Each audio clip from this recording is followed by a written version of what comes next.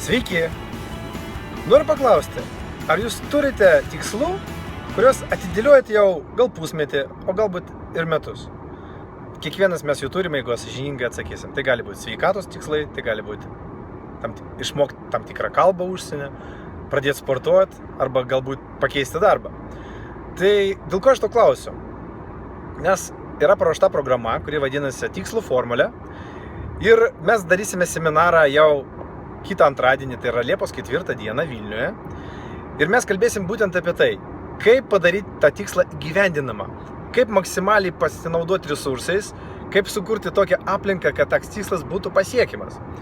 Ir noriu padaryti jums tokią dovaną, nes kitą antradienį šis seminaras Vilniuje bus nemokamas.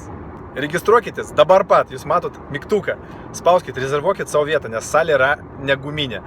Kuo įmanoma greičiau užpildykit formą ir gausit visą papildomą informaciją, kaip atvykti, kaip ten prisiparkuoti ir kas ten toliau bus, kokios temos bus gvildenamos. Seminaras prasidės 18:30 minučių ir užtruks 1,5–2 valandas, manau, gali užtrukti.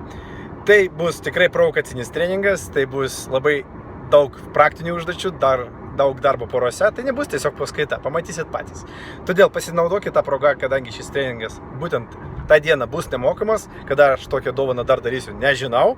Todėl nepraleiskit progos, spauskit dabar žalią mygtuką, užpildykit savo kontaktinius duomenis ir susitiksime jau kitą antradienį. Sėkmės!